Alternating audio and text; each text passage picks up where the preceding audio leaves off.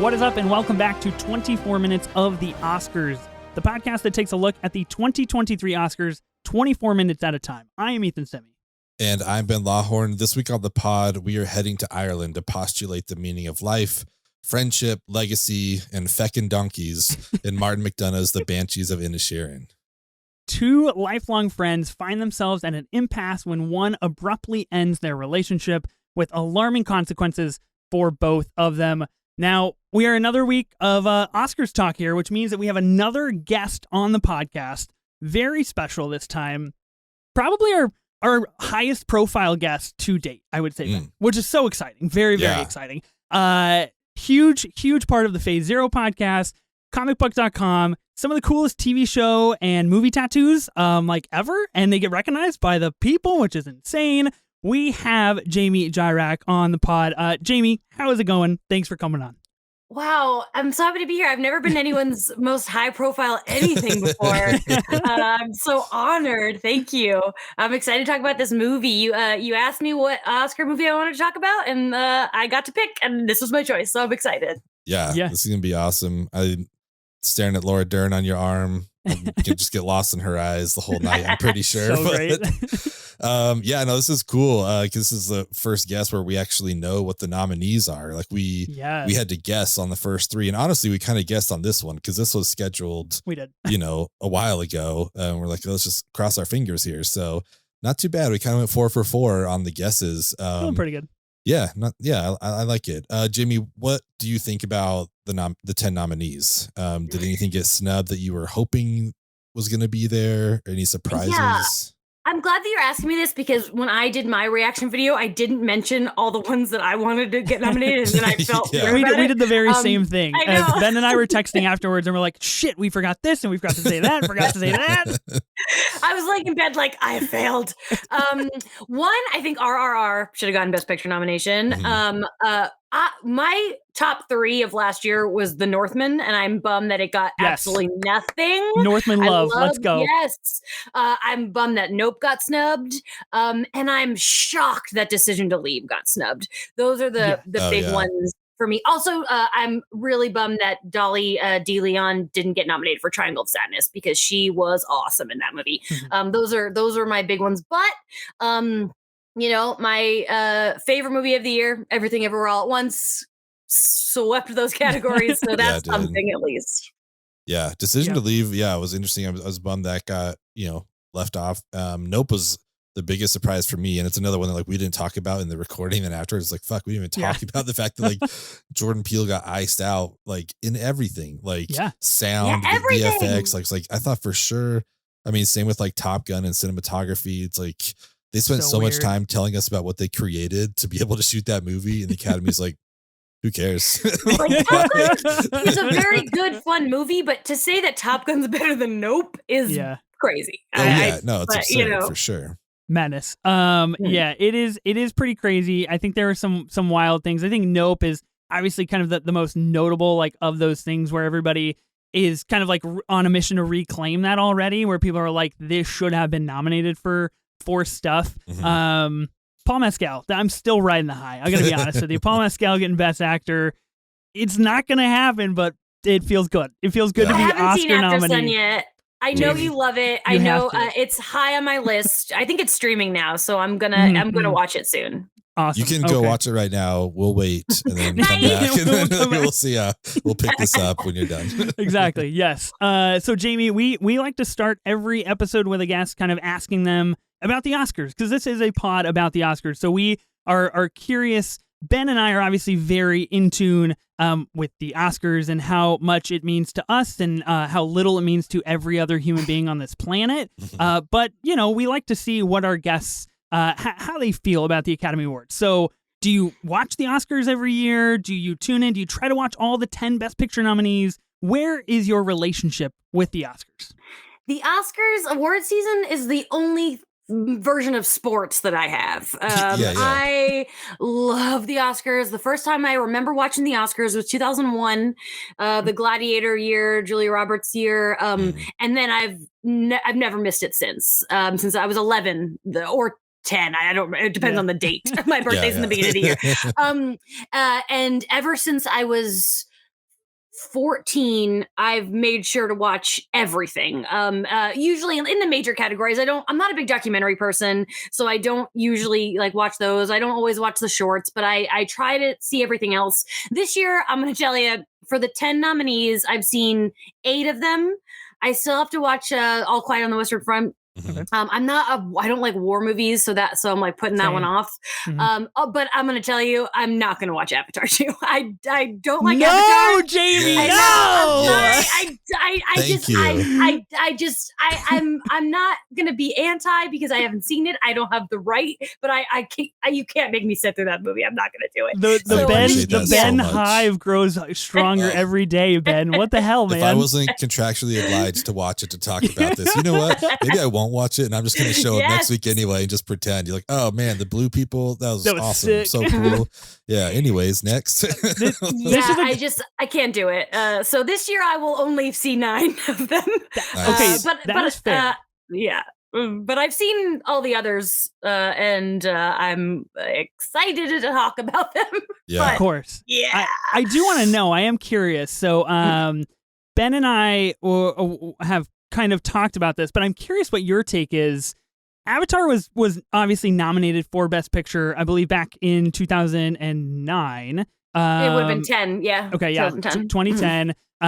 Got tons of nominations, won some stuff. Do you feel, since you were in this camp, I'm genuinely curious, do you feel like the Academy nominating The Way of Water, do you think that's just like a bit? They're just like, you know what, James Cameron makes some crazy money, you gotta recognize it, or do they actually care? It's hard to say because I hate Avatar, but James Cameron has made 5 of my favorite movies of all time. Next month, when Titanic comes out in 3D, I'm going to be there on my birthday. That's what I'm doing on my birthday. I'm going to see Titanic. I love it. And I'm a big Terminator fan. I plan to get a True Lies tattoo.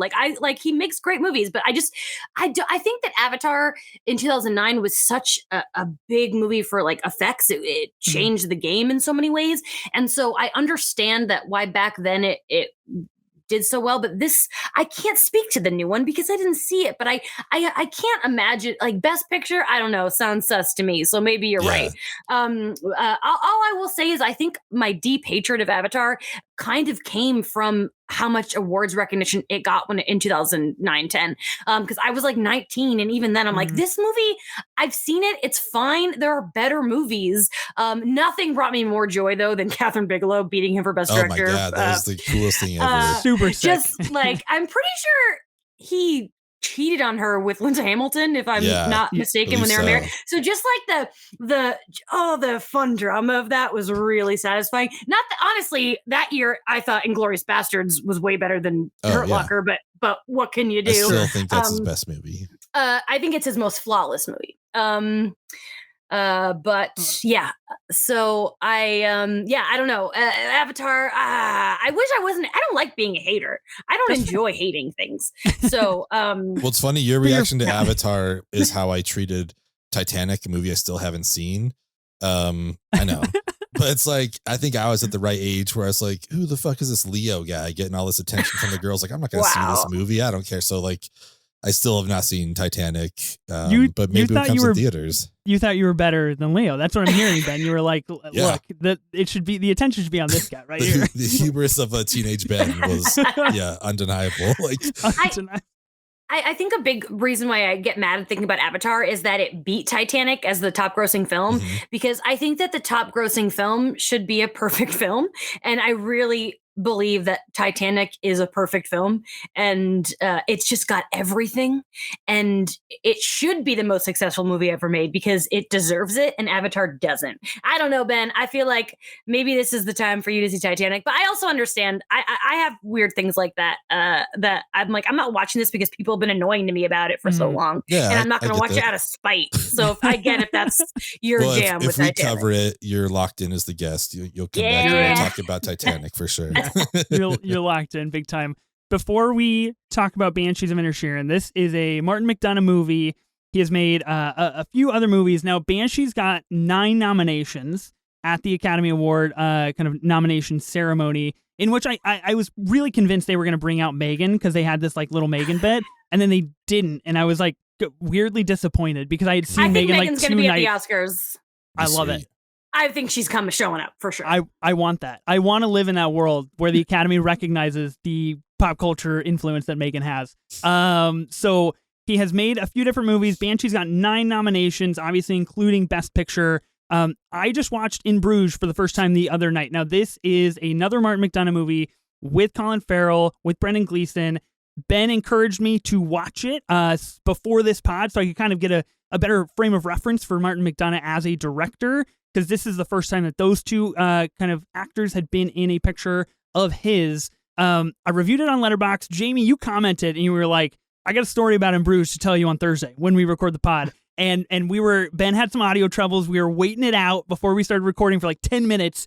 And I was really trying to not be like, tell me the story now. So now that we're on the pod, you got to tell me the In Bruges story before we talk about Banshees. So I love In Bruges is I think McDonagh, his best movie. I love that movie. And I've been a big Colin Farrell fan since I was 11. When I saw American Outlaws in theaters, so it's not a good movie, but I was 11 and he was hot. So a couple years before In Bruges, I learned about Martin because I saw The Pillow Man on Broadway. And to this day, The Pillow Man is the greatest straight play I've ever seen in my life. I'm usually a musical gal, but straight play wise, this is great. And I have a prop, actually. Jeff Goldblum was in that show, and I was 15, and I went backstage, the stage door, and 15-year-old me met Jeff Goldblum, and I interviewed him last year, and I told him about meeting him. Nice. Oh my gosh. So when In Bruges came out, I was like, okay, it's written, directed by the playwright who did Pillow Man. It's starring Colin Farrell. I'm so hyped. And it came out the week that I got my driver's license, and then I got a car. Okay. And the very first day I drove to school for the first time, I left school and went by myself to the movies to see In Bruges. Hell yeah. And my mom was pissed at me. She was like, you can't just go places now that you have a car. You still have to tell me where you are. So my first memory of having control over where I can be and do, the very first thing I did was go to see In Bruges by myself, and it blew me away. That's loved it. So it. And it's, yeah. So when Banshees came out, obviously I was like, yes, another collab. All these guys again. And I loved Banshees. It's definitely my second favorite of his movies. A close second too, I would say. And a big step above the other two. So, yeah. That's a pretty that's a big power move. I'm going to be honest with you. On day number 1, just be like, yo, I'm going to the movies. Like that's the childhood I wish that I lived, and that's pretty cool. Also, picture Jeff Goldblum. That's pretty unbeatable. So, that's pretty impressive. All right, let's dive into Banshees. I'm curious. Ben and I haven't talked about this movie at all, as per usual. Kind of with this podcast, we try not to fill each other in or anything like that. So this is all fresh, live on the pod. Jamie, you're the guest. I'll let you go first. Give me your thoughts. Give me what you maybe liked, what you didn't like. How do you feel about Banshees of Inisherin? Yeah, it was a 4.5 out of 5 for me. I loved the experience. I think it's just, I love the story of it. I love that it's a friendship breakup, because you don't see that a lot.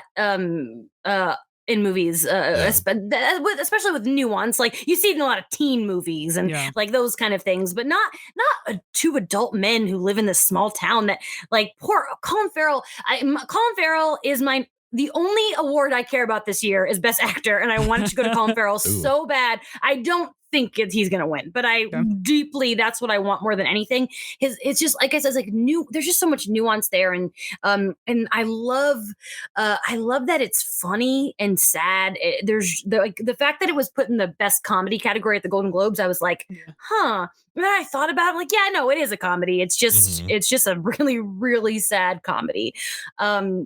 I think I struggled initially with all the finger cutting off, because I was like, this man is a musician. This is his life. This is what he wants to focus on. But he clearly could still play it without his fingers. So I take just a little movement of the instrument. Mm-hmm.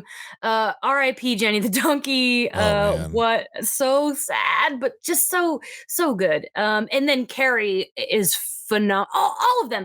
Brendan, Barry. I love that they're all nominated. It's kind of a bummer that Brendan and Barry kind of cancel each other out in their category, because it's like I can't really pick between them. Yeah, it feels like it's gonna be the same with Stephanie and Jamie for supporting actress. You know, I'm glad they're both nominated, but yeah. Yeah. So yeah.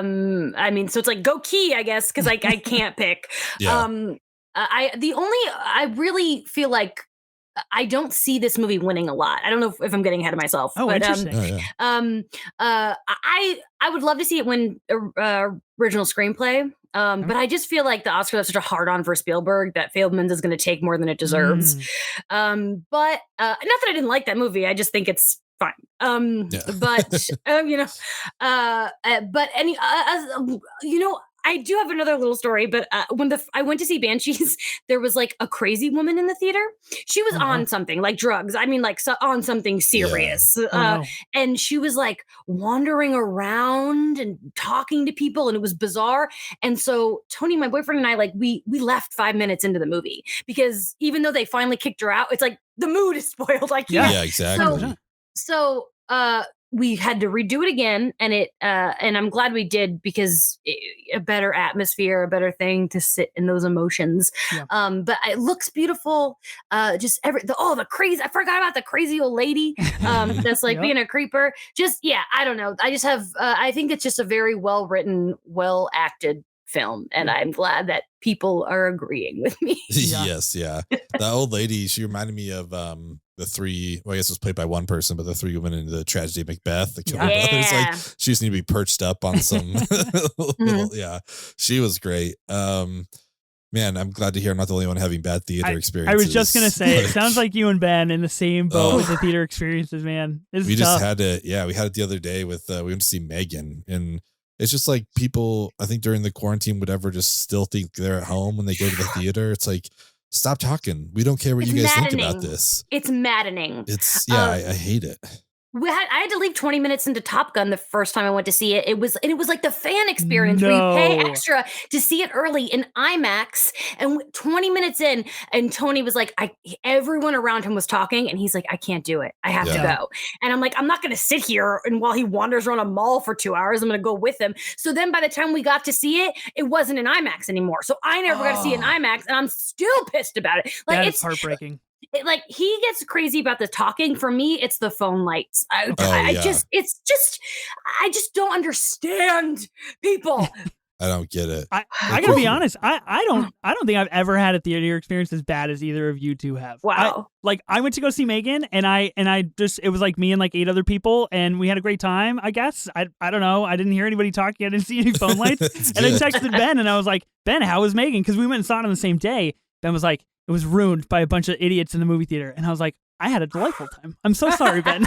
I mean, were they just talking, or? Yeah. I mean, this woman was next to my girlfriend, and she was just like commenting the whole time to her boyfriend, who, I mean, he was also talking, but like at one point, I think it was when, have you seen Megan? Have you? Mm-hmm. Yeah. So it's like when the person's coming to like supervise them together, and she does something, Alison Williams does something weird. I'm not even joking. The woman to our right was like, worst aunt ever.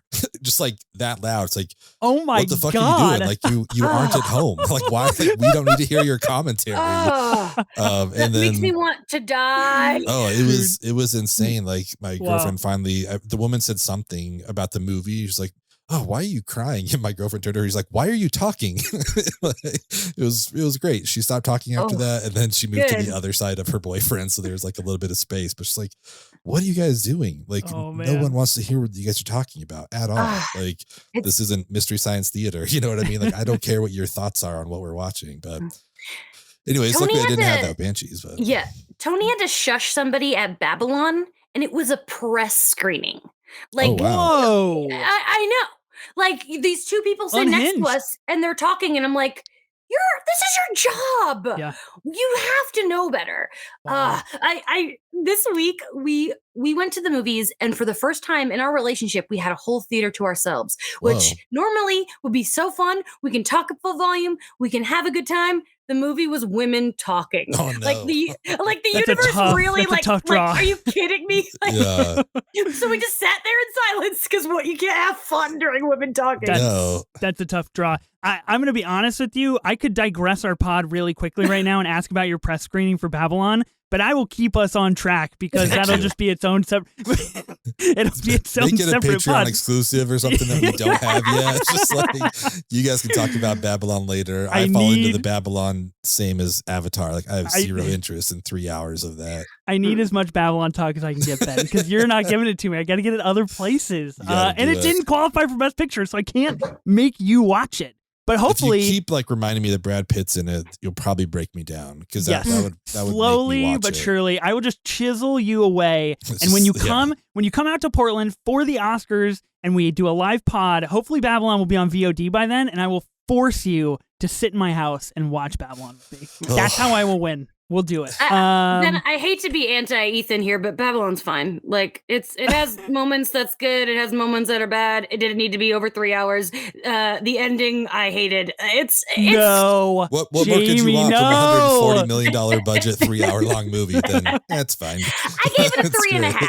It's in the middle of the road for me. It's passing, but 5 stars. 5 stars. Will be reclaimed as a masterpiece Criterion Collection in the next 7 years. Watch it. I feel like I'd rather watch Whiplash twice than Babylon once. If I'm going to spend 3 hours with Damien Chazelle, let me watch Whiplash at least. I also hate La La Land, so. No! Get off the pod, Jamie. You've lost your spot. You're done. You're out. Oh, man. I didn't know we were ganging up on me. I wasn't ready for this tonight. I'm so I was like, sorry. It's not even a movie draft. Everyone's picking on you. Jamie, that's my favorite movie of all time. Okay, so let's cool it a little bit here, and we can stay friends, I guess. I just feel like if you're gonna make a musical, cast people who can sing and dance. But that's crazy idea. If you have any hot takes about Ferris Bueller, let's just save that for later. I can't take it right now. Yeah. No, I lived in Chicago for a decade. I love Ferris Bueller. Perfect. No surprise. Pro Ben over here. Yeah, no surprise. I'm so sorry. I'm derailing your podcast. I love it. We're spiraling out of control here. That is brutal. That I just have to take a second to like reclaim what is cinema to me. You know, I can't lose my core values here. I feel like I'm being chiseled down, but it won't work. It's okay. I'll go home and I will watch like 6 parts of La La Land on YouTube, and then I'll be okay. And I'll be like, you know what it feels like right now is that you are sitting in a house and Jamie and I are walking around putting in like wood and gasoline while you just sit there and we're going to light your house on fire. Your La La Land I'm just house smoking on fire. my cigarette, just being like, La La Land is I'm cinema. going down with it. I'm not leaving. Going down you can kill me if you want. If it makes you feel better, my favorite movie of all time is very easy to make fun of, and it's Grease. So... Another movie I haven't seen. We did it, Jamie. We're best friends again. Amazing. I love Grease. That's fantastic. We did it. Awesome. Grease 2 is my favorite Grease movie I've ever seen. Well, Grease 2 is also amazing. So I gotta get out. I gotta get on that train. Yeah. We probably watch Grease like once a week in my household. My little girls, 4 and 2, they love Grease. They're obsessed with Danny and like the songs and everything. Oh my God, that's incredible. Everything goes way over their heads, but it's fantastic. They love the songs. I was 5 when I first saw it, so that makes sense. I love that. That's amazing. Ben, what did you think of the Banshees of Inisherin? Because I think this was your first time watching it, right? It was, yeah. Okay. Yeah, this was my first watch. You didn't see it in theaters. You saw it in your house for the first time. Correct. Yeah. Okay. Interesting. Which again, like as we've just been talking about, I feel like that was, a 50-50 chance, and luckily no one here talked while I watched it, so it was perfect. I mean, I liked it. I had a great time. I love In Bruges. That's one of my favorite Colin Farrell's. If Harry Potter didn't exist, it'd probably be one of my favorite Brendan Gleeson's as well. But I don't know, like I had a really good time with this. I didn't know what to expect at all. Like I mean, I think I watched the trailer. I'm not sure, but kind of went into it pretty blind. And yeah, I don't know. I just had a blast. Like Colin Farrell just kind of being dopey, it was pretty fun. Wasn't something I thought I needed or wanted, but it was great. and their whole dynamic, just like how do you have comedy in a 1920s Irish, like set movie? Like, it's just like, what are you gonna do? But I found myself laughing so much more than I thought I would. This movie's so funny. Like, I think I honestly laughed every time Colin Farrell's like, huh? Like, when anyone asked him something, he just like, he needed to like delay for a second. Like, I don't know why that got me every single time. Yeah. But I mean, so funny. I mean, Barry was great. Carrie was great. Like, obviously Brendan was fantastic, but yeah, it was just like, it was rough, especially when he cuts his first finger. Because I'm with you, Jamie. I'm like, you play what are you doing, man? Like, you can't do this. And then the next time when Siobhan comes up to him, he's like, tell him next time it'll be the other 4 fingers. I'm like, you're just gonna go the whole hand at once, man? Like, you said it's just gonna be 1 finger at a time, and now you're just doing the whole thing.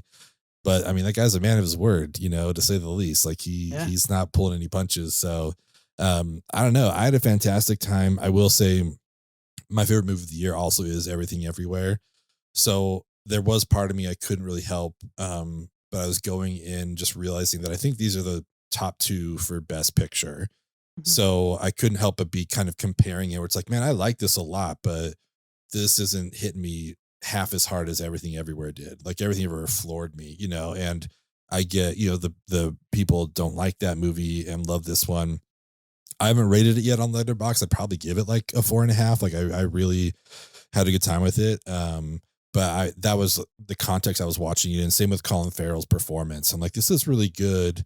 I know I'm probably on the outs, I think, of the majority of people, but I fucking loved Elvis. I had a great time. So I really want like Austin Butler to just like, I would love to see him give his speech in his Elvis dialect, big time, big win. But I feel like, Brendan Fraser's probably going to take it. It just kind of seems like that's how it's going, but I understand now why Colin Farrell's been nominated so much. I think he did wonderful. I have a question. So the Academy is obviously known for makeup awards and for recognizing things that they're not really recognizing. Especially this year, I think there's a big conversation around Hong Chow being nominated for The Whale, and a lot of people are like, that wasn't a Whale nomination. That was a nom for The Menu. And the Academy just didn't want to put The Menu on that slate. They just feel like The Whale is a far more Academy-centric movie. Colin Farrell's in 4 films in 2022, with The Banshees of Inisherin being one of them. Do you think there's any remote chance that the Academy, the voters, the members are smart enough? This is not about the Penguin at all. This is not about the Penguin. I'm trying to draw back to the Batman, Ben. No way. No way. I will have no Batman discourse on this episode. Well, okay. I'll give it to you. After Yang, he is sublime in After Yang. And is there any chance that the Academy sees that? 13 Lives. I didn't. 13 Lives is not really my jam, but I saw every Colin Farrell movie because that came out last year because I was Colin Farrell. But I think no one had a better year than him. Yeah. Nobody. I just think the Academy might see that and might be like, you know what? He put in a lot of work this year and he made some bangers, and he like a one for you, one for me thing. Like, he made the Batman. That's really cool. He and was like my that favorite type of stuff. Yeah, him and Turturro were my favorite part of the Batman for sure. Like, I'm obviously joking. Like, he gave a great performance. He was great in that. My feelings on the Batman aside. But along those lines, like, I think if they're going to go this route, I think they're going to be like, hey, Brendan, sorry, like, we ousted you from the industry for 20 years. Thanks for coming back. If they're going to do like a makeup award, you know what I mean? I feel like that's the way it's going to go. It's just going to be like, we didn't really treat him well for the last whatever. I still think, honestly, like, Austin Butler, I feel like for the most part, they really love biopic people, and I think he's the only biopic nom. But I mean, the Academy does. Like, the feelings on the performance aside, like, they just love a biopic person. I think Austin Butler was great in that movie. I really do. And I wouldn't be surprised if they gave it to him for that exact reason. But I'm so sick of the biopic wins. Yeah. My least favorite Oscar win is Rami Malek. I can also lip sync Freddie Mercury songs. Right? Give me some teeth. I can do this. I'm sorry, but like, Austin at least gave a little more. There's some zhuzh there that I respect and appreciate. But I'm sick of the biopics. And similar with Brendan, I'm not a fan of prosthetic acting. I have problems with like the whole fat suit of it all. He was phenomenal in that movie. major issues with the movie as a whole, but there's no denying he was great. And if he wins, I'll be happy for him because he deserves it, because he's an awesome dude and a very talented man who got a raw deal. But when it comes to those three performances, I really think Colin Farrell deserves it the most, because there's a rawness to it and an authenticity to it that he's not playing an existing person. He's not covered in bullshit. It's just him, and it's somebody that doesn't exist before. And The Whale was a play first. It was, other people have played this part. Like, I think Colin deserves it, but I don't think he's going to get it. I think it is a very interesting thing to bring up in terms of, Ana de Armas catching a nom as well. Nobody fucking saw that coming, and nobody cares. But it's Marilyn Monroe, and they love a biopic. And Elvis and Marilyn Monroe, two historical figures that obviously never nominated for any of their bodies of work, and two people this year portraying them in films have been nominated for them. So the Academy loves to just kind of do a big circle jerk of like, movie history, we were a big part of it. And that's like what they like to do. So yeah. And any additional thoughts before I dive in on Banshees here?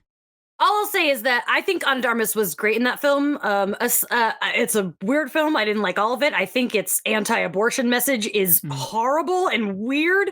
But she's still playing Marilyn Monroe with a Cuban accent, which is fine because the whole thing's fiction anyway. So I didn't bother me that she was playing it with a Cuban accent. But I think it's a weird thing to get an Oscar nomination for. I do love her. I've said it before and I'll say it again. I want her to be Poison Ivy opposite Margot Robbie so bad. Do it. That is my dream DC casting. But I mean, there were Viola Davis. There were other people that I think deserve that over Ana de Armas. Yeah, totally agree. So this was my second time seeing Banshees. I saw it the first time. I think it was the first weekend that it came out. Saw it in a theater full of people, which is always, in my case, I've been lucky enough to call that a great experience, just because like there's so many, the energy is there and people are out to like support the box office and cinema and all of these things. I did have a lady behind me that was wearing high heels. The floor had wood on it, and she got up to go to the bathroom like 11 times. So every time she got up, I was incredibly distracted. So I think that partially skewed my view, because the first time I saw this movie, I walked out and I was like, I don't know if I get it. Like, I don't know, like I get it, but I just don't know if I'm on that hype level, because I had heard people, start the Oscar buzz very early of like, this is it. This is the best movie of the year. It's fantastic. All these things. And I was pretty like outspoken on Twitter and Letterboxd. I was like, this might just not be for me. So I watched it the second time a couple nights ago. I definitely enjoyed it more. I think I give it a really solid 4 stars for me. I liked rewatching it, and I can totally see myself rewatching it in the future, because I think I knew what to expect a lot more the second time that I saw it. I just don't know, for me, if it hits as hard as some other movies, and maybe I'm just like being self-detrimental and comparing it to other heartbreak movies or other things in that manner. But I think Colin Farrell and Brendan Gleeson have such a unique relationship that I don't know you could really pull off in any other movie with any other actors and any other characters. They were both like made for this time period, made for this weird kind of, friendship drama. I love how it stays true to Martin McDonagh, like being not necessarily viscerally violent, but using violence as a means of illustrating, importance of life. And I love that. I think the cast is excellent. I think the score is phenomenal. I don't think enough people are talking about how great the score is for this. And the absolute wondrous nature of Inisherin, of Ireland, that we see.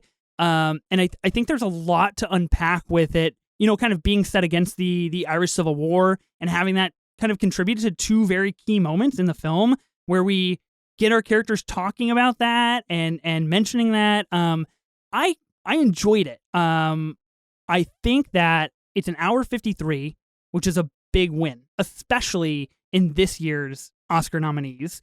I could see that being the case. This was 14th overall in 2022 for me, so I don't rate it nearly as high as a lot of other people do.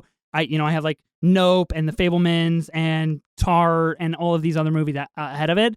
Not to say I didn't enjoy it, but I probably enjoyed it the least out of our group here, I would say.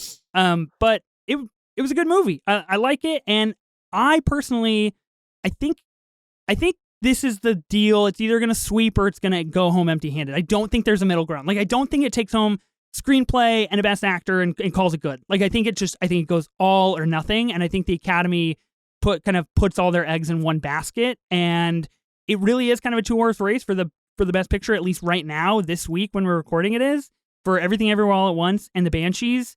And I've been saying on here, it's very possible the Academy splits the votes on those. And I'm really curious if that does kind of happen.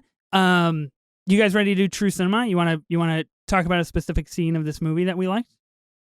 Heck yeah. Okay, let's do it. True Cinema, we do it on our regular A24 version of this podcast. Talk about a moment that you consider to be true cinema. It could be funny, emotional, just beautiful to look at. There could be any reason that you consider it true cinema. I'll give you a couple kind of options right off the bat. I know, Ben, you're not going to choose from the list. So, well, I'm sure you're going to choose something wonderful instead. That's way better than the list here. But just a couple to kind of like refresh the memory of ourselves and the listeners. We've got the conversation in the pub between Colm and Podrick, kind of about time slipping away. That's really the first big moment that it's kind of revealed what we're doing and really the big lofty themes that we're tackling. Colm doing his confessional. I wanted to put this on here because he just absolutely rips that priest, the new one, and just takes him to task, which I think is super funny. Getting the first finger thrown at Podrick's house. Dominic and Siobhan having their conversation by the lake. I think Barry Keoghan locked his nomination with that specific scene. And then Jenny dying. Jamie, you mentioned, R.I.P. Jenny, big year for donkeys in movies, and this was probably the saddest one. Jamie, I'll let you go first. What do you got for your true cinema moment? I really struggled with this because I'm like, I feel like every scene of this movie could be the answer. But the one I settled on, you said, and it's the scene between Barry and Carrie, where he like kind of shoots his shot, and she turns. It's just very. Yeah, it's such a tender, sad scene, and then knowing where it ultimately leads makes it even sadder. I haven't watched it a second time yet, but I know that scene's going to hit me especially hard on a rewatch. And it feels weird not choosing a Colin Farrell moment for my answer, because in the end, this movie for me begins and ends with Colin Farrell. But I really think that scene is quite special. Yeah. I mean, how does he phrase it? Like, oh, there's that dream dead or something like that? It's like, oh God, dude, like, fuck, that's so sad. And when he says like, I guess I'm just gonna go over there and do that thing that I thought that I was gonna do or whatever, and he just like walks over and he's just like meandering along the side of the lake. I was like, God, that's so fucking depressing, dude. Sad. It's so sad. But Barry Keoghan's very good at being a weird, awkward, depressed person. Which I just learned about his history and about his childhood. I know, I saw that going on Twitter today. Wild. Wow, like he basically his mom died of a drug overdose when he was 12, and he was in like 13 foster homes over 7 years, and it's nice to see somebody who's talented get to be this famous and come this far with no help and no background of and I'm the nepo baby conversation is its own thing, and there are some amazing nepo babies out there, but it is shout out Lord kind Dane. of exactly. I got Carrie Fisher here too. Yes, love it. So I just think that like it's nice to see someone who really deserves it on all levels, not just talent but in life is cool. You know what Barry Keoghan's doing now? He's the fucking Joker in the fucking Batman sequel, Ben. Suck it. We did it. We won. Absolutely not. And I'm kind of mad on Batman too. All right, thank you. I appreciate that. But I love our Pats. You're just like, I'm a big Twilight girl. So. You just like have these small daggers, Jamie. You're just like, you know what? This feels like a good time to poke one in. You know what? How about in 10 minutes we poke another one in? You can't see it because I can't move my computer, but I have a Batman and Robin poster because I like my DC to be fun. Wow. Yeah. I like a good time, not a gloomy, broody time. That's kind of my thing. I like that. That's awesome. Can't argue that. What do you got, Ben? Man, I mean, my my backup was a Barry scene when they go to his house to get his dad's liquor and he's just naked there. He's like, oh my God. Definitely want to wake him up after he's had a wank or whatever. It's like, oh my God, like that really got me. But I think the scene that got me the most, there are so many, honestly, like I feel like we could just go through so much stuff, but I love when Colin Farrell picks up the student on the, to get him to leave, and he's like, oh, you're not Declan, are you? He's like, yeah, why? He's like, oh, got a letter from your mom. He's like, well, my mom's dead. He's like, nope, not your mom. Your aunt wrote a letter. It's about your dad.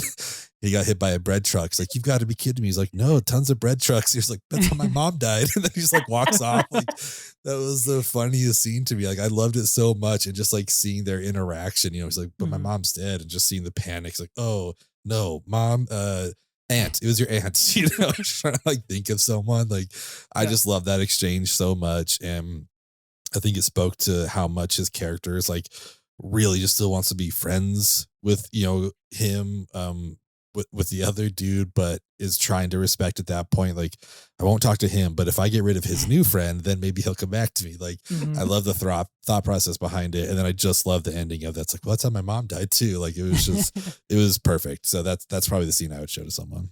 I think there's a lot of good scenes in this movie where Colin Farrell as Podrick is like trying to think on his feet, and you're like watching the gears turn in real life, which makes this story in this movie even more brutal to kind of live through and watch, because he'd have to dig so deep, like especially in that moment, he's really trying to figure out like what to say. And there are several moments where he says like, oh, I was going to say something and now I don't know. Or when he says, huh, all the time, because he has a train of thought and then he loses it because he's dull and he doesn't know how to do that. And then the scene immediately after that where Bjork Hogan's character basically is like, that's the rudest thing anybody has ever done to anybody. You're a terrible person. Is heartbreaking on so many levels. That's tough. I think for me, there are a lot of things that I like about this movie, and there are a lot of moments that I like. I think it is definitely a movie of good moments, but I found myself most intrigued and drawn to like the first kind of 10 minutes, if I can call that like a scene, basically where we understand like, I'm not talking to you anymore, where I'm done talking to you. And everybody in town, we get this big introduction to Inisherin, essentially, of all these characters and Siobhan and the barkeeps and all of these things. And they're all asking the same thing. Are you Rowan? I don't think we're Rowan. Are you Rowan? It looks like you're Rowan. I don't know. Are we Rowan? Huh? Maybe. And like that back and forth, that like 10 minutes, I'm just like, this to me is an original screenplay winner. Like that is just so flawless, so quick, so tactile about messaging that, and like Colin Farrell's ability to look so confused and depressed and sad, but hopeful at the same time, because it's such a roller coaster through the movie. I mean, we didn't even talk about the part where he goes to Colm's house and is like, that went wonderful, like awesome, I'll order a beer for you, we can start being friends again. Yeah. And you're just like, what the fuck, dude? You just don't get it. Like it's so rough to watch. But I think I'm going with the first 10 minutes. I know that we all picked our scene, but I really do want to know, how do you guys feel about kind of the final 15 minutes where Podrick sets Colm's house on fire and they have that final conversation kind of down by the beach. That is very, very representative of how their friendship has gone. Did that ending work for you? I love the ending because I think that there's a chance that maybe this relationship could be not mended, but be different now and still exist in a different way. Because I think that Brendan respects him more now for what he did, but also I think that Colin Farrell's character is now a more confident, darker person in like a sad way that really works for me. I really like that final scene because it's sad. I don't want to say, but it's also, there's like a hopefulness to it, not in terms of necessarily their relationship, but just in terms of them as characters and how they've grown over the course of this movie. Yeah, I think it's a great call. I loved it. I think my favorite part of that whole ending was when he thanks him for taking care of his dog. He's like, anytime, it's like as much as they might still have problems, like I don't have siblings, but it seemed like very much like a sibling dynamic of like, as much as you hate them, like there's also just like, yeah, well, I don't care about, I'm not gonna hurt the dog. Like I like the dog. It's you I have a problem with, that kind of a thing, which is there's still that level of respect. But that also leads to like another moment that got left off when the old lady's like, don't go kill his dogs. Like, well, I wasn't thinking about that. Don't put thoughts in my head like that. Like it was so funny. Me agreeing with Ben on everything now makes sense because we're both only children. Oh, there it is. It all makes sense now. Here we are. Wow. One of 5 doing me dirty. That's brutal. Tough life being a sibling, Yeah, I like the ending. I think the first time I watched it, I was a little, maybe not disappointed, but a little like, kind of left hanging. I kind of wanted a little bit more resolution, but the second time I watched it, I was definitely a lot more in the right headspace to gather kind of what we were talking about in that kind of ebb and flow relationship of they really are. And Colm kind of cracks in that moment for the very first time in the movie. And he talks first. He engages in the conversation about the war that is happening across from them, which again, I think is an incredible parallel to their relationship that we're watching. And that it'll always be happening, but sometimes it's more prevalent than others. And losing a friend like that doesn't necessarily mean it's the end. It just means it's evolving. And I think both those characters kind of evolve as we go. So I did like the ending. Okay, let's do our best blank winner. We do this with every episode. We try to choose a different category of the Oscars that our movie is having a good shot in, having a good chance, a good campaign, and kind of talk about the history of the Academy Awards. So for this movie, for The Banshees of Inisherin, it is up for Best Original Screenplay. So we're going to choose that. We're going to kind of go through the history of the Academy Awards and just pick some of our favorites along the way. I'm so glad this is the category we're talking about. Yes, Best Original Screenplay. It's going to be really fun. There's obviously lots of very iconic and important winners throughout history. Ben, I'll let you go first this time because you just put yours in the notes, and you've got some bangers in there, dude. So, I mean, the first one I want to mention, I usually go chronological, but the thing I'm thinking about with Banshees this year is reminding me a lot of the year with Get Out, where it's nominated for Best Picture. There is an acting nomination. There's like a directing nomination and original screenplay, and it only took home original screenplay. And I could see that happening with Banshees this year, where it's like, we've nominated Martin McDonagh. Like, this is the third time we've nominated him for this. Let's just give him this one. I mean, it's deserving. I mean, this isn't like just like a whatever, but it's deserving. I obviously would love Everything Everywhere just to sweep every category it's in, but I could see them being like, he's not going to get actor. He's not going to get director, not going to get Best Picture. I mean, maybe, but let's give them the, original screenplay. So that's the first one I want to mention, is Get Out. That was my favorite movie of that year for sure. And Parasite more recently, that's also just a classic, instant classic for me. And then going back a little bit, Ethan, I think you recently did you watch this one? Did I convince you to watch Dog Day Afternoon? Yeah. Did you watch it on your own? No. So I think I watched it on my own. I think I was like, going through kind of like a Sidney Lumet weekend where I was just like, let's watch some Sidney Lumet, because you had turned me on initially to 12 Angry Men, and I was like, this movie fucks. Like, this movie goes so hard, and I was kind of trying to tackle some Al Pacino at the same time, so it worked out really well. Watched Dog Day Afternoon. Jade recently, who was like got on Lumet because she watched 12 Angry Men, and I was like, dude, he's got so many heaters, and this was the first one I recommended. Like, Dog Day Afternoon is one of my absolute favorites. Like, Lumet's fantastic, but this is one of my favorites of his for sure. Yeah, I watched Dog Day for the first time in 2021, and it was my favorite first time watch of that year by a large margin. And I've since seen it 5 times. I saw it in theaters last year at the New Bev here. Dog Day Afternoon, genuinely, I think is one of the best films ever made, and I still can't believe it exists. I'm so happy that I got my eyes on it finally, and it like literally. It changed me. I feel on a level that I can't. I think that, and you know what? I'm going to say it. I think that Pacino should have beat Jack Nicholson for Best Actor for One Flew Over the Cuckoo's Nest. I'm sorry. I'm going to say it. It's a hot take. I like that. Yeah. Bold. I mean, Dog Day Afternoon is awesome.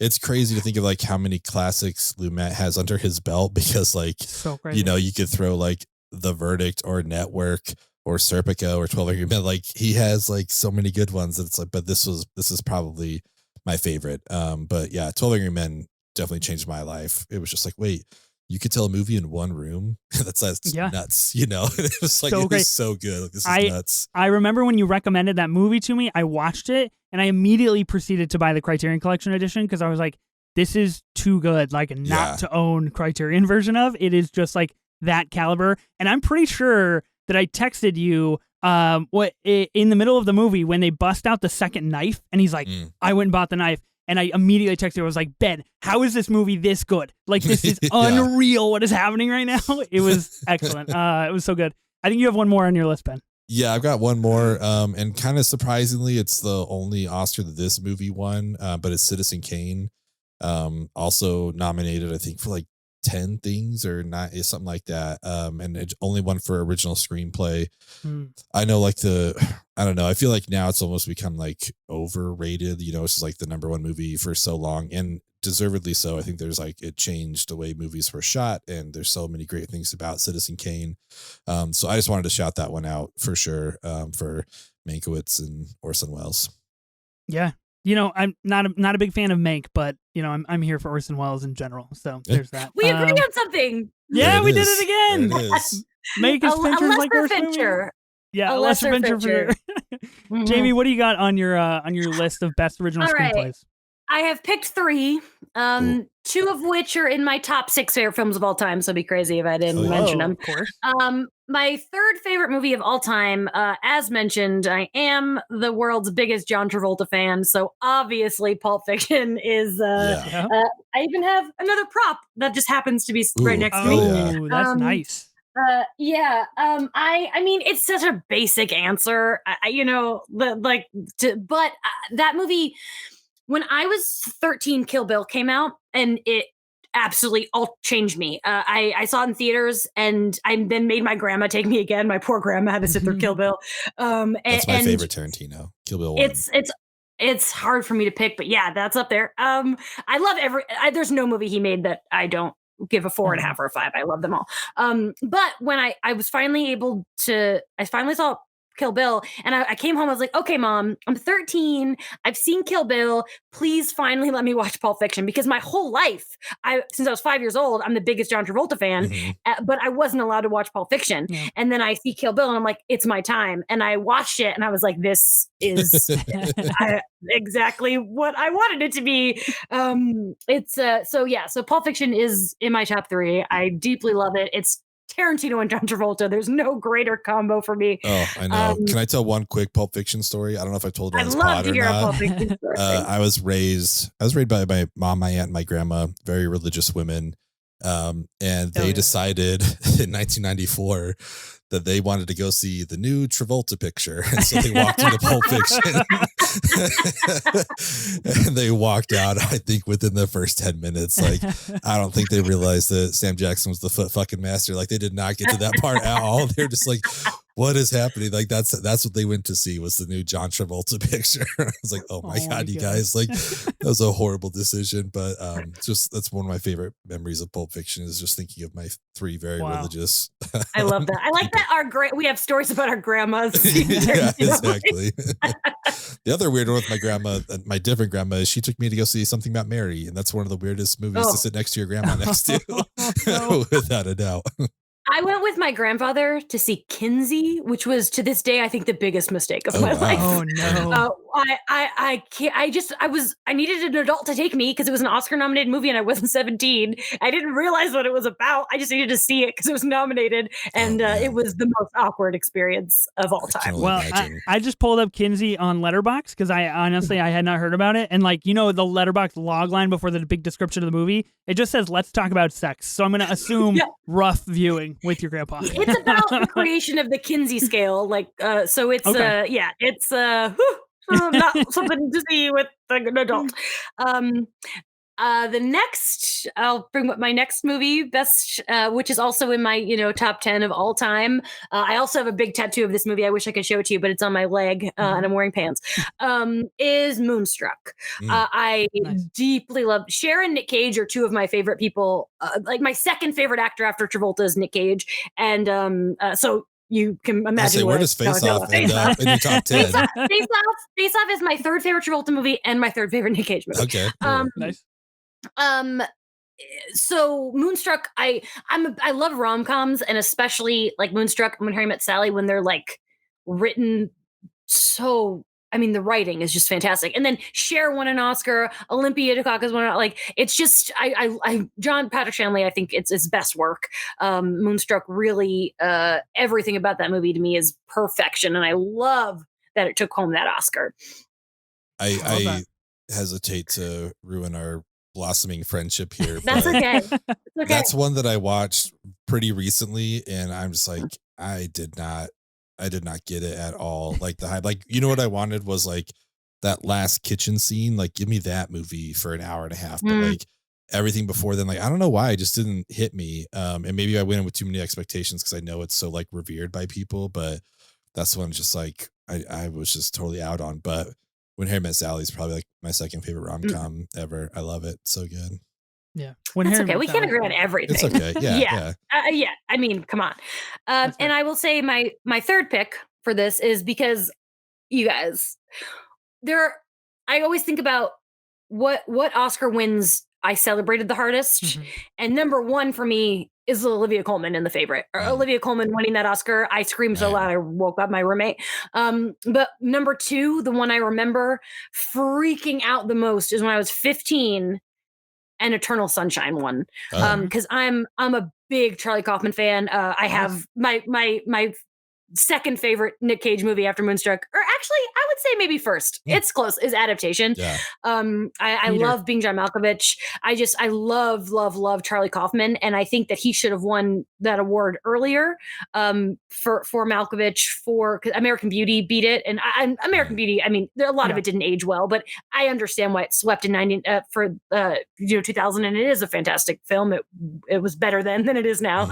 But Adaptation, well, that was adapted screenplay, but I just love Charlie Kaufman's brain, and Eternal Sunshine, seeing that in theaters when you're a 14-year-old girl, it kind of like that movie really affected me as a teenager. And so like deeply. So when he won, I still remember sitting in my bedroom like that year. That's all I cared about was him winning that award, and then it happened. That's awesome. That's definitely an important one for me.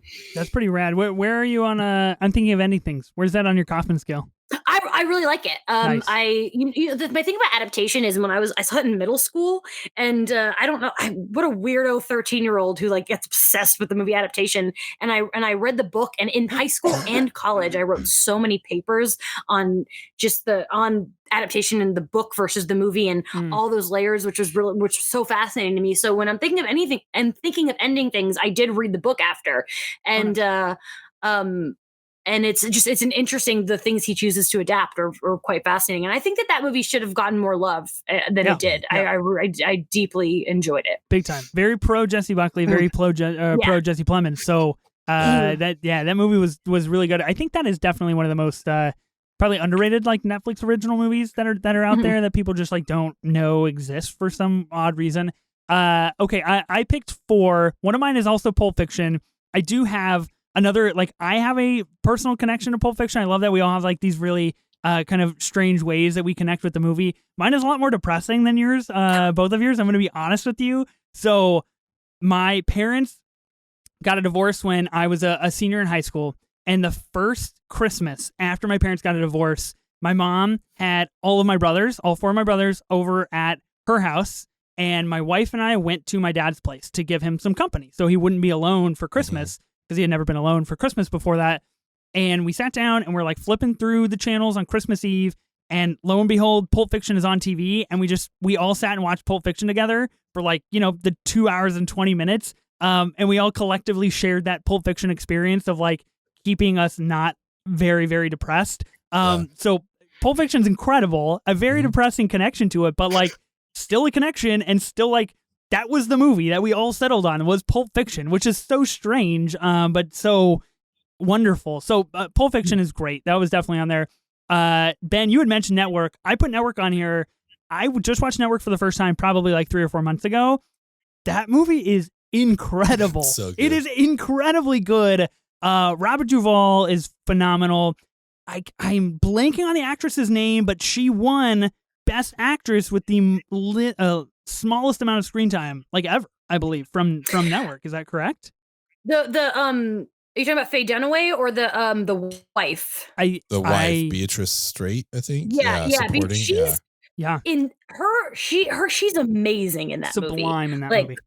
I remember watching that for the first time and being like, I don't know who that lady is, but she's the best part of that movie. Yeah. And I remember when I got done watching that movie, and listener to the pod probably know, Ben, you know, like my wife doesn't really watch movies. She'll like watch the first 15 minutes with me and then be like, see you later, I'm going to go take a bath. And then she'll come out and like it'll be like the last 20 minutes of the movie.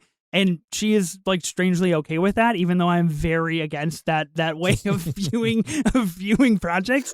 But she came out to like the last 15 minutes of Network. She didn't really watch it, but I remember when the credits rolled, I just stood up and I was like, that's a masterpiece. That's it. And she's like, really? Was that good? And I was like, yeah, fuck it. It was that good. It was incredible. So Network is my pick. I wanted to put Good Will Hunting on here as well. Very iconic screenplay. Obviously, the first one from Ben Affleck and Matt Damon. They have since made very little, but they did. They are working on a movie right now called Air, which is kind of an adaptation of Shoe Dog, essentially. Even though I think it'll be billed probably as an original screenplay, but anyway, we'll see. They're working on that movie right now, and they recently. What's the movie? I can't believe I'm. The Last Duel. Yeah, The Last Duel. I thought The Last Duel was excellent. I loved The Last Duel. I loved it. Nobody went to go see that movie. Just absolutely shit the bed at the That's one of the few movies that the three of us from my other pod, me, Matt, and Tyler, that have seen together was The Last Duel. Wow. Yeah, I liked it. It's funny though, because I thought about Matt and Ben with this because it's like Colin and Brendan being together for the first time in like how long has it been? Since In Bruges. They're on screen together again. So I'm excited for Air. That was one of the weirdest marketing moves when The Last Duel people were like, "Hey, it's the two guys from Good Will Hunting together." I'm like, this is not that movie. You should not build this that way. It's so weird. I'll never understand how last year the Ridley Scott movie that got attention was fucking House of Gucci, which was absolute trash compared to The Last Duel. Bad take, Jamie. Bad take. No, but I'm correct. I'm sorry. That movie is nothing when you put it up next to The Last Duel, especially. That's fair. I'll give you that. Look, Lady Gaga, that's my girl, and Adam Driver, that's my guy. So I'm not going to turn my back on House of Gucci, especially when we got Jared Leto, talking about birds in his Italian accent. Now we're talking about cinema. That's what we want to see on the big screen. The last one that I put on my list here is a movie that I greatly, greatly enjoy. It is Spotlight from 2015, probably the best investigative journalism movie that is out there. Absolute dynamite cast, unreal script, famously known, on the rewatchables. I believe they still call it the Vincent Hanna Overacting Award for Mark Ruffalo, saying they knew, and just losing his mind.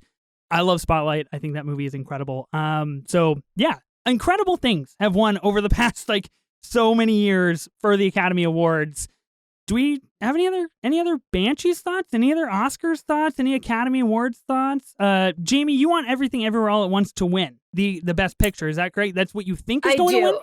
I do think it's going to win. I think that, I think that there is a chance that Fabelmans could win because of what it is. But what I really think is going to happen is Everything Everywhere is going to win Best Picture and Spielberg's going to win Best Director. Yeah. Even though I think it should be the Daniels, I that's how I think it's going to go. I think Banshees is going to win Original. That's what I hope. But I don't know. We'll see. I think that if Banshees wins anything, it'll be original screenplay. But I think what you said is true. I think it could very well leave with nothing. Yeah. But it is my second favorite of the 10, but I would be really shocked if it won Best Picture. But after fucking Coda won, who knows what they're thinking is over there. So I just watched the movie Running on Empty for the first time, which is a great movie. I don't know if you've seen it, but it's literally Coda, except instead of having deaf parents, their parents are on the run from blowing up something. I can't remember the details, but it's literally this. It's literally like instead of wanting to, he wants to go to music school. It's like the same movie, and I was like, that should have won Best Picture. River Phoenix and Judd Hirsch. Yeah, it's great. Plimpton? It's a great movie. Dang. Shout out Judd Hirsch, Oscar nominee. Speaking of We Met, damn. I have not watched this one.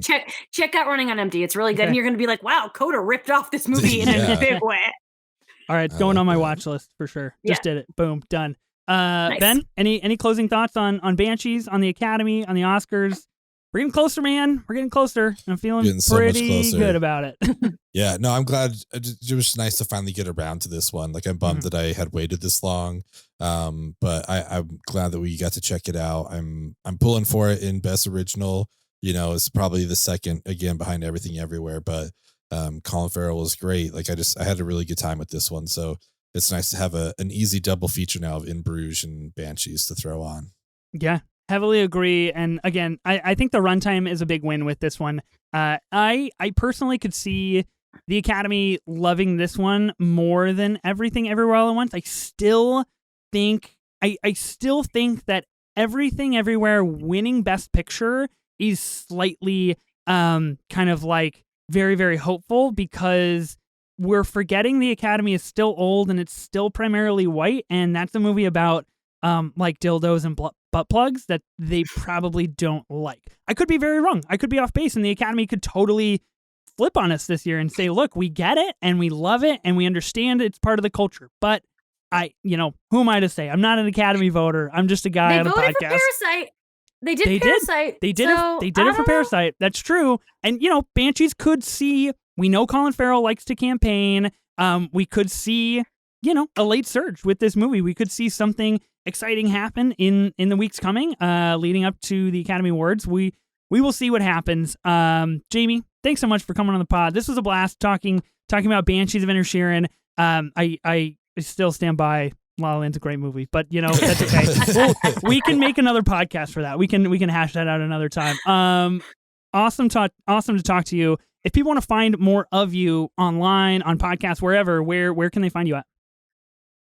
Yeah, I'm Jamie Cinematics on Twitter and Letterboxd. I've already watched over 50 movies in 2023, so there's a lot of stuff to read. Yeah, that's that. And then Phase Zero is on Wednesdays. We talk about all the Marvel news. Thank you guys for having me, and thanks for letting me go on a bunch of tangents. This was really fun. Oh, for sure. This is the best part of the pod, honestly. And every time that you like my Letterboxd review of something, I'm like, yes, I did it.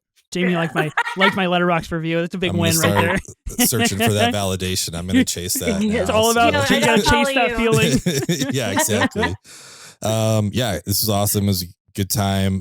Everyone that's listening, we want to know what you thought about Banshees of Inisherin. Do you think it's going to win Best Picture, or is it going to come up short like La La Land? Let us know what you think on Twitter. Ben. Fuck you, or dude. Did it win? No, it didn't win, right? Yeah, oh my God. I can't do this. End the pod. I can't take it anymore. Moonlight. It's Moonlight. Right? It's Moonlight. Anyways, let us know what you think about La La Land and Banshees on Twitter or Instagram. We are at 24 minutes of A24. Also, don't forget, you can watch us on YouTube, which is super fun, a visual and audio medium, just like movies. So check us out there. You can see our beautiful faces and whatever we're wearing and all that fun stuff. So follow us there. I'm Ben Lawhorn. And I am Ethan Simi. And as the legendary and immortal Tom Cruise says, see you at the movie. See ya.